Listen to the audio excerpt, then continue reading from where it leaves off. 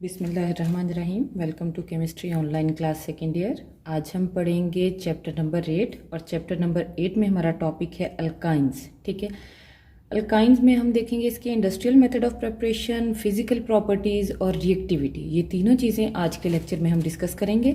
सबसे पहले आ जाएगा इंडस्ट्रियल मेथड ऑफ प्रिपरेशन कि इंडस्ट्री में हम अल्काइन को या एसिटाइलिन को कैसे प्रिपेयर करते हैं। ठीक है, कल हमने देखे थे जनरल मेथड ऑफ प्रिपरेशन, उसमें क्या था, डीहाइड्रोहेलोजिनेशन ऑफ विसिनल डाइहेलाइड्स। ठीक है, उसके बाद हमने देखा था डीहेलोजिनेशन ऑफ टेट्राहेलाइड्स और थर्ड मेथड जो है वो था कॉल्ब्स इलेक्ट्रोलाइटिक मेथड। ठीक है, अब हमने देखना है फोर्थ मेथड जो कि क्या है, industrial method of preparation of alkyne. ये जो है ये इंपॉर्टेंट है और अक्सर पेपर में शॉर्ट क्वेश्चन में आता है कि प्रिपेयर एसिटाइलिन इंडस्ट्रियली। ठीक है, तो ये पेपर के अकॉर्डिंग भी बहुत इंपॉर्टेंट है, इसको समझ लें कैसे। अब कहते हैं कि इंडस्ट्रियली जो हम बनाएंगे उसमें हम क्या लेते हैं, सबसे पहले हम लेंगे लाइम। ये क्या है, कैल्शियम ऑक्साइड, इसको क्या बोलेंगे, लाइम। ठीक है, इसका रिएक्शन करवाएंगे कोक के साथ। Coke mean carbon. ठीक है, कार्बन के साथ रिएक्शन होगा हाई टेम्परेचर पे। टेम्परेचर कितना होगा, 2000 डिग्री सेंटीग्रेड। अब होगा क्या, कैल्शियम आपको पता है सेकेंड ग्रुप से है। किस ग्रुप से है, सेकेंड ग्रुप से। इसके वैलेंस शेल में कितने इलेक्ट्रॉन है, 2। इसका मतलब क्या हुआ, ये 2 कार्बन के साथ बॉन्ड बनाएगा। क्या बन जाएगा, CaCl2। क्या बन जाएगा, कैल्शियम कार्बाइड CaCl2 और साथ में क्या बन जाएगा, कार्बन मोनोऑक्साइड। अगर हम देखें कैल्शियम एक इधर था रिएक्टेंट में, एक ही प्रोडक्ट में है। कार्बन को देखें, 2 कार्बन ये और तीसरी कार्बन ये। इसका मतलब यहाँ पे हम क्या लिखेंगे, 3 कार्बन लिखेंगे, ऑक्सीजन एक ही है। ठीक है, ये हमारी इक्वेशन बैलेंस हो जाएगी। अब हमने देखना है इसका स्ट्रक्चर क्या है, किसका, कैल्शियम कार्बाइड का। मैंने क्या बताया, कैल्शियम कौन से ग्रुप से है, सेकेंड A से। ठीक है, अब अगर हम इसका स्ट्रक्चर देखें तो तीनों 2 कार्बन के बीच में क्या है, ट्रिपल बॉन्ड है और दोनों कार्बन लिंक्ड हैं किसके साथ, कैल्शियम के साथ। मतलब एक साइक्लिक स्ट्रक्चर बन रहा है।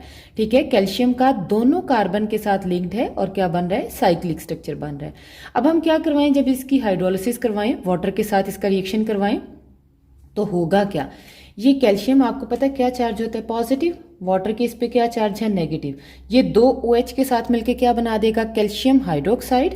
ठीक है, यहाँ पे क्या रह गया, H। ये दोनों H क्या करेंगे, एक इधर अटैच हो जाएगा क्योंकि ये कैल्शियम और कार्बन का बॉन्ड टूटा है। ठीक है, दूसरा यहाँ पे इस कार्बन के साथ अटैच हो जाएगा क्योंकि ये भी कैल्शियम और कार्बन का बॉन्ड टूटा है। जहां से बॉन्ड टूटेगा वहां पे क्या हो जाएगी, एडिशन हो जाएगी। अब हमारे पास क्या बन जाएगा, यहाँ पे H होगा और यहाँ पे H और ये वाले बॉन्ड खत्म हो जाएंगे। क्या बन जाएगा, HC ट्रिपल बॉन्ड CH। ये क्या है, एसिटाइलिन। ठीक है, ये है जी इसका इंडस्ट्रियल मेथड ऑफ प्रिपरेशन, किसका, एसिटाइलिन का। ठीक है, कहाँ से बनेगी, कोई क्लाइंट को ट्रीट करवाएंगे किसके साथ, कार्बन के साथ, कैल्शियम कार्बाइड, क्योंकि हमारे पास कैल्शियम किस ग्रुप से है, सेकेंड A से। ठीक है, इसकी वैलेंसी 2 है, कैल्शियम कार्बाइड साथ में कार्बन मोनोऑक्साइड। ये कैल्शियम कार्बाइड वाटर के साथ रिएक्ट करेगा तो कैल्शियम OH नेगेटिव ले लेगा, कैल्शियम हाइड्रोक्साइड बना देगा और हमारे पास ये जो एसिटाइलिन है, ये जो बॉन्ड टूटे हैं ये क्या करेंगे, हाइड्रोजन ले लेंगे और एसिटाइलिन बना देंगे।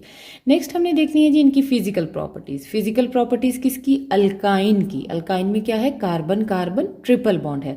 अगर हम देखें तो ये क्या है, कलरलेस हैं, ऑर्डरलेस हैं। ना तो कोई इनकी स्मेल है ना ही इनका कोई कलर है, एक्सेप्ट एसिटाइलिन। एसिटाइलिन जो है इसका गार्लिक लाइक ऑर्डर है। बाकी जितने भी मेंबर हैं वो सारे के सारे क्या हैं, कलरलेस भी हैं और ऑर्डरलेस भी हैं।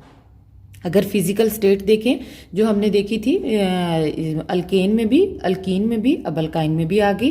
कार्बन 2, क्योंकि स्टार्ट ही कार्बन 2 से हो रहा है ना ये सीरीज। ठीक है, कार्बन 2 से लेके कार्बन 4 तक के जो कंपाउंड है, मतलब क्या है, एसिटाइलिन, प्रोपाइन और ब्यूटाइन, ये तीनों जो हैं ये गैसियस स्टेट में है। इंटरमॉलिक्यूलर फोर्सेस क्या हैं, वीक हैं। कार्बन 5 से लेके कार्बन 12 तक के जो कंपाउंड हैं ये किस स्टेट में है, लिक्विड स्टेट में है। और कार्बन 13 से ऑनवर्ड हायर जितने भी मेंबर हैं ये सारे के सारे क्या हैं, सॉलिड हैं। अब इसका मतलब क्या हुआ, जैसे जैसे डाउन द ग्रुप जाएंगे कार्बन का नंबर इंक्रीज होगा। अगर आपको याद हो, आपने इंटरमॉलिक्यूलर फोर्सेस पढ़ी थी फर्स्ट ईयर के अंदर। इंटरमॉलिक्यूलर फोर्सेस में लॉन्डन डिस्पर्शन फोर्सेस जो हैं ये स्ट्रांग होती जाती हैं।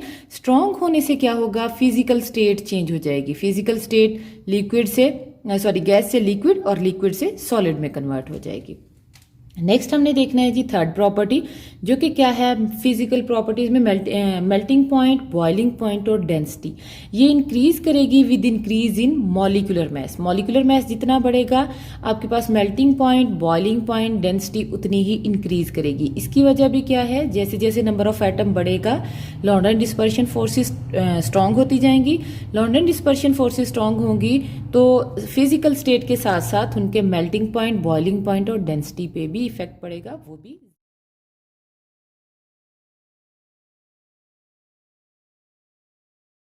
ज़्यादा होती जाएगी।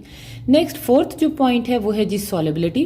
सॉलिबिलिटी में अगर हम देखें ये क्या है, नॉन पोलर मॉलिक्यूल है, क्योंकि आपको पता है कार्बन कार्बन की इलेक्ट्रोनेगेटिविटी वही 2.5, कार्बन हाइड्रोजन की इलेक्ट्रोनेगेटिविटी हाइड्रोजन की 2.1 और कार्बन की 2.5, इलेक्ट्रोनेगेटिविटी डिफरेंस 0.4 का है। ये मैंने पीछे आपको समझाया था और मैंने कहा था कि अगर इलेक्ट्रोनेगेटिविटी डिफरेंस 0.4 से ज़्यादा हो तो वो बॉन्ड पोलर है और अगर वो कम हो तो वो बॉन्ड क्या है, नॉन पोलर।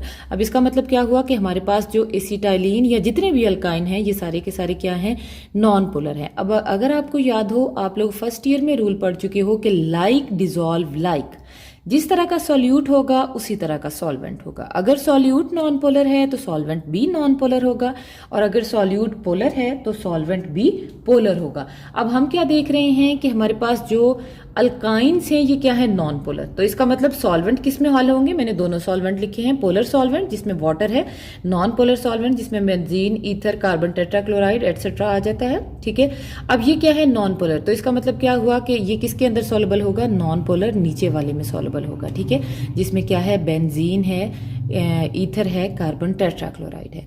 नेक्स्ट हमने देखनी है जी रिएक्टिविटी। रिएक्टिविटी किसकी, एसिटाइलिन की, एसिटाइलिन की या अल्काइन की।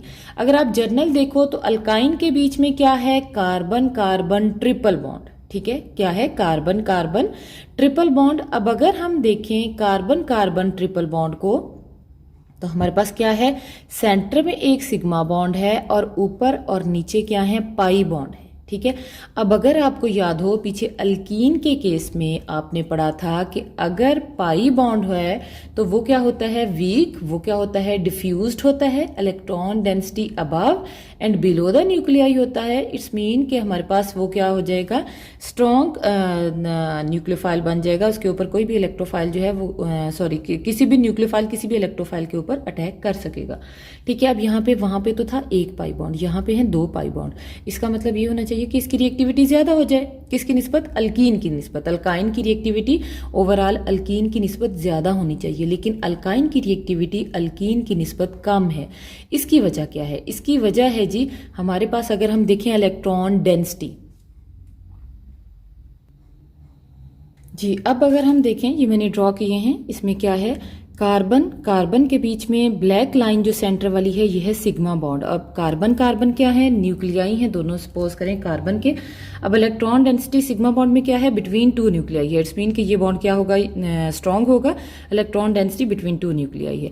अब ग्रीन वाली जो लाइन है वो फर्स्ट पाई बॉन्ड को शो कर रही है, वो above and below the nuclei electron density पाई जा रही है। जो ब्लैक लाइन है थर्ड वाली ऊपर और नीचे, ये किसको शो कर रही है, ये दूसरे पाई बॉन्ड को शो कर रही है। अब इसमें भी electron density above and below the nuclei है, सेंटर में नहीं है।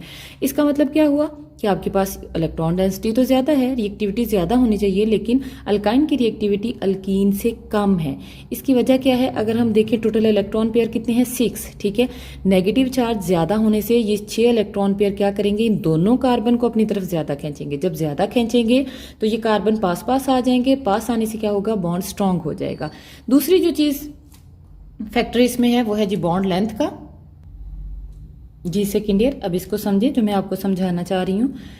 अच्छा जी, अगर हम देखें, मैं इसको बॉन्ड लेंथ के अकॉर्डिंग एक्सप्लेन करना चाह रही हूँ। Carbon carbon single bond length कितनी है, 154 picometre. Carbon carbon double bond length कितनी है, 132 पिकोमीटर। और carbon carbon triple bond length कितनी है, 120 पिकोमीटर। ठीक है, अब हम कहते हैं कि जैसे जैसे मल्टीपल बॉन्ड आएगा, मल्टीपल बॉन्ड मीन डबल या ट्रिपल, बॉन्ड लेंथ कम हो जाती है। अब देखिए, सिंगल बॉन्ड लेंथ ज्यादा है, डबल बॉन्ड लेंथ उससे कम है और ट्रिपल बॉन्ड लेंथ उससे कम है, ठीक है। ये दोनों है मल्टीपल बॉन्ड, डबल वाले और ट्रिपल वाले। अब ट्रिपल की बॉन्ड लेंथ क्या है, सबसे कम है। अब इसका मतलब क्या हुआ, अब मैंने नीचे एक लिखा है इक्वेशन कि बॉन्ड लेंथ जो है ये इन्वर्सली प्रोपोर्शनल है किसके, बॉन्ड एनर्जी के। अगर बॉन्ड लेंथ, आपको पता है इन्वर्स का मतलब है ये वाली क्वांटिटी ज्यादा होगी, अगर ये चीज कम है तो ये चीज ज्यादा होगी। इट्स मीन कि अगर बॉन्ड लेंथ, अगर हम अल्काइन को देखें, बॉन्ड लेंथ कम है तो इसका मतलब बॉन्ड एनर्जी ज्यादा होगी, और अगर बॉन्ड एनर्जी ज्यादा होगी तो इसका इन्वर्स रिलेशनशिप है किसके साथ, रिएक्टिविटी के साथ। इसका मतलब अगर बॉन्ड एनर्जी ज्यादा होगी तो रिएक्टिविटी क्या होगी, कम होगी। यही वजह है कि अल्काइन की बॉन्ड लेंथ कम होने से बॉन्ड एनर्जी ज्यादा हो जाती है, और बॉन्ड एनर्जी ज्यादा होने की वजह से रिएक्टिविटी क्या हो जाती है, कम हो जाती है। ये तो था जी हमारे पास अल्काइन का इंट्रोडक्शन। अब मैं थोड़ा सा आपको उसके रिएक्शंस के बारे में बता देती हूँ जी। अब alkyne reaction, alkyne sorry reaction कौन से शो करते हैं, एडिशन रिएक्शन। अब एडिशन रिएक्शन के लिए ये मैंने एक जर्नल अल्काइन लिखा है, यहाँ पे H भी हो सकता है दोनों साइड पे, CH3 भी हो सकता है दोनों साइड पे, कुछ भी हो सकता है, ठीक है। ये जर्नल अल्काइन है। अब होगा क्या, अब आपको पता है कि सेंटर में क्या है, एक सिग्मा बॉन्ड है, और ऊपर और नीचे क्या है, दो पाई बॉन्ड है।